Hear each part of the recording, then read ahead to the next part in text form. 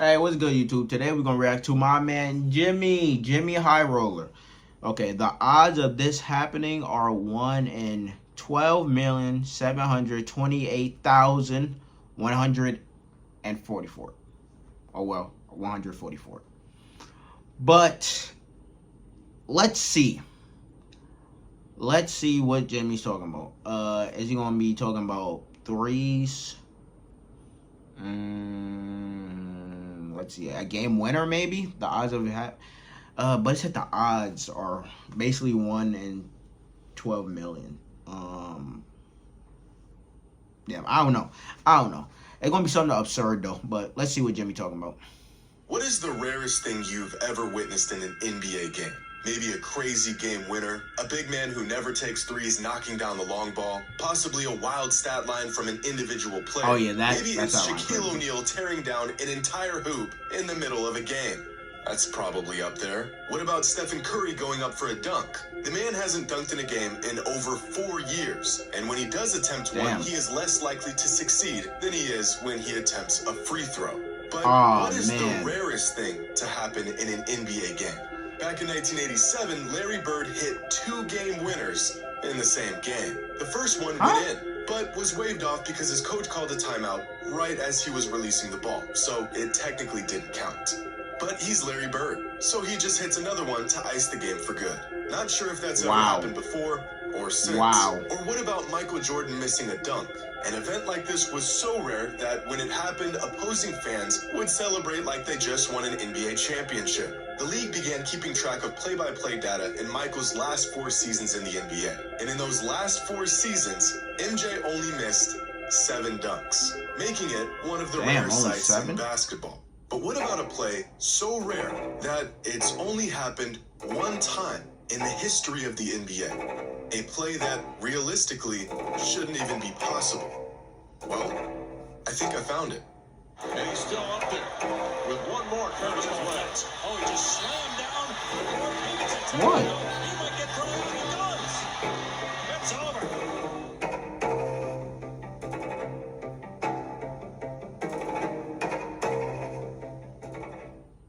Today's video is sponsored by SeatGeek.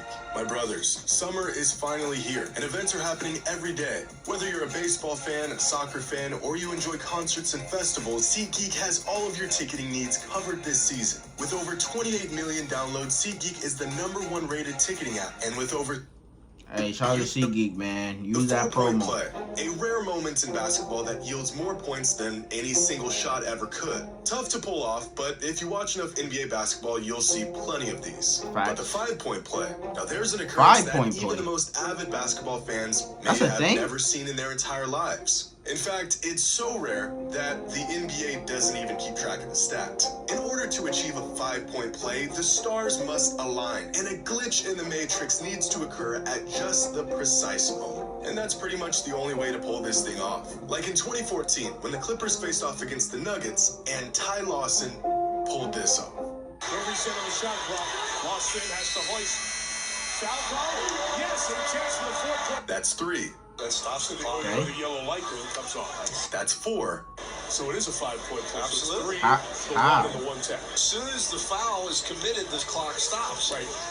And yes, commentator, that's 5.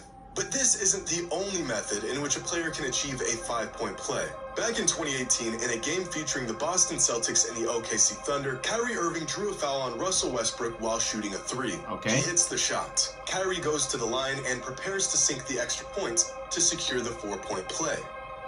Except he misses it.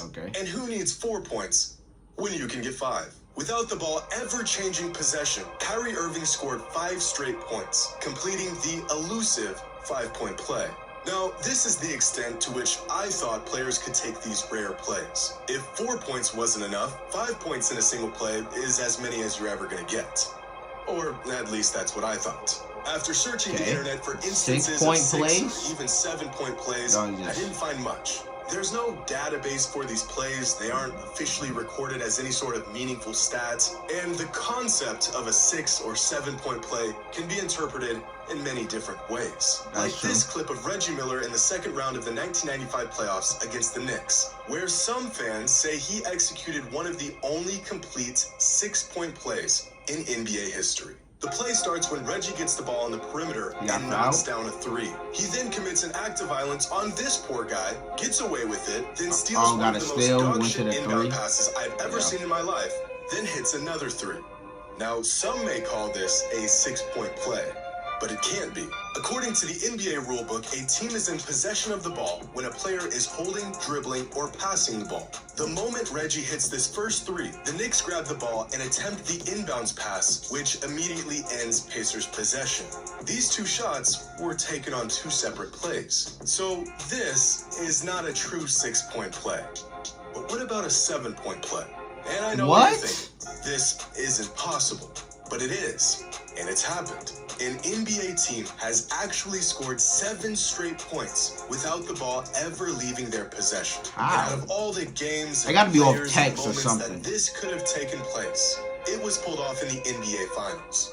Last year, in Game 3 of the 2022 NBA Finals, the Warriors were trailing the Celtics 73-82 with 5 minutes left in the third quarter. The Celtics had all the momentum and were sitting on a comfortable lead. Yeah. This, however, would not last long. With 5 minutes and 6 seconds left on the clock, Steph nails a one. three-pointer and draws a shooting foul on Al Horford. But it's no ordinary shooting foul. Horford did not give Steph enough room to make a safe landing after his shot, Jesus. so this foul was elevated to a flagrant foul, which means the Warriors are awarded a free throw and possession of the ball. So Steph steps up to the line and knocks down the extra point. That's 4. After the free throw, the Warriors still have possession, so they inbound the ball and scramble to get an open look, but eventually the rock ends up in the hands of Otto Porter Jr. Keep in mind, we are still on the same singular possession that started with Steph's 3. Now, Otto didn't need to take this shot. There's still 12 seconds left on the clock. And, well, he's got 2 of the best shooters we've ever seen Bro, standing look right how he's behind him. standing, bro. But he pulls up anyways. And he drills it. In just Damn. 13 seconds of game time, the Warriors closed a near 9-point deficit to just 2, completing possibly the first and only 7-point play. But hold on a second. Did all of this truly take place in the same play or multiple plays? Well, you could certainly make the argument that this three-pointer and this three-pointer took place on 2 distinct, different plays. So what exactly is a play in the NBA? Well, to find a definitive ruling on the matter, play or I looked it possession? up. And, this didn't help. But regardless Wow. of how you define a Trash. play, the Golden State Warriors managed to score 7 points on one single possession without ever missing a shot. You may never see anything like this again. And this, my friends, is where the line ends. This is where the possibilities of weird and unlikely circumstances all piling up into one play comes to an end. To score more than 7 points in a single play would be a 1 in a million chance. In fact, there can be as many as 250,000 possessions in any given NBA season. Damn. Multiply that over the course of decades and decades of games, and the odds of a single play yielding more than 7 points is not just 1 in a million, it's 1 in millions. And yet it's happened. 8 points. 8 One play. What? It's February 13th, 2019. The Warriors, again, are facing the Blazers in Portland. There's about 4 minutes left in the fourth, and the Blazers have Damn, taken nice block. control of the game. The score is 110-103. Blazers have the lead and possession. The Warriors are completely unraveling. Draymond Green is becoming more unhinged with each passing moment. So in an effort to stop the bleeding, Draymond does what only he could do as the all-time elite defensive player Foul. that he is. Leaving the fourth quarter of that game. Yep. Absolutely hacked the opposing player. Zach Collins is awarded 2 free throws and heads to the line. And this, my friends, is where all hell breaks loose. The refs review the foul and bump the call from a common foul To a to a flagrant? flagrant foul. That means the Blazers will retain possession after the free throws. Draymond Green can't believe the call, so he attempts to do what no player has ever done before. Convince the ref to overturn the call by shouting in his face. This does not work, and Draymond is handed a technical foul. But while all of this is unfolding, Steve Kerr is descending into a manic episode over the call. So now he's ripping the ref a new one. Ref ain't having it, so he throws Steve Kerr out of the game. Damn. Chaos ensues. In a matter of But look at 60 Curry. He's seconds, just chilling on a Draymond bench, bro. Look at Curry. game. Chaos This man's just chilling on that bench like, bro, y'all niggas not gonna ensues. In a matter of 60 seconds, Draymond's original shooting foul has turned into 2 free throws from the flagrant foul, 3 free throws from the technical fouls, Damn. and possession of the ball back to the Blazers. So Damian Lillard steps to the line and knocks down the first free throw from the first tech. And that's 1 point. He knocks down the second free throw from the second technical foul, and that's 2 points. He steps up for the third free throw from the third tech, and he nails that.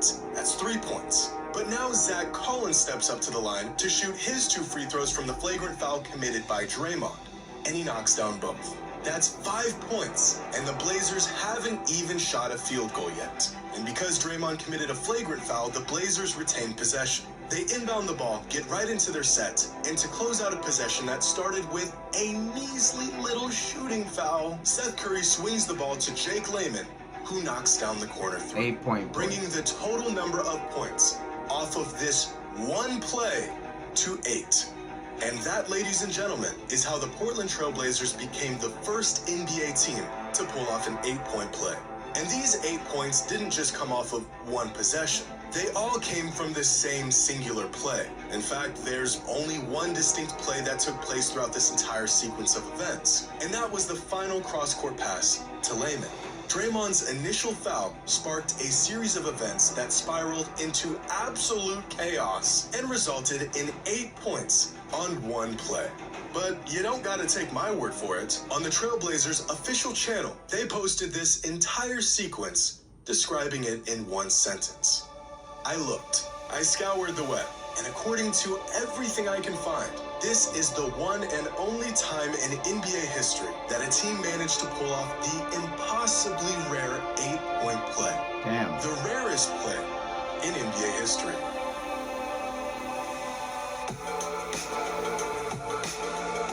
Okay. Hey, nice video from Jimmy though. An 8-point play is like crazy, but it's just funny the root of the cause for that, all that transpire for the Trailblazers to get an 8-point play with Draymond, with Draymond hacking somebody. Like, that's so funny. That is so funny, bro. Like, bro, it all started with Draymond hacking Zach Collins, and then everything else went to shit, bro. Hey, that's usually how it goes for the Warriors, man. Like, Draymond usually the root issue or cause for everything to go to shit for the Warriors, for sure. But you know, like, comment, subscribe. Suggest anything else we want to interact to, you know, down below in the comments. But I'll check you out in the next one.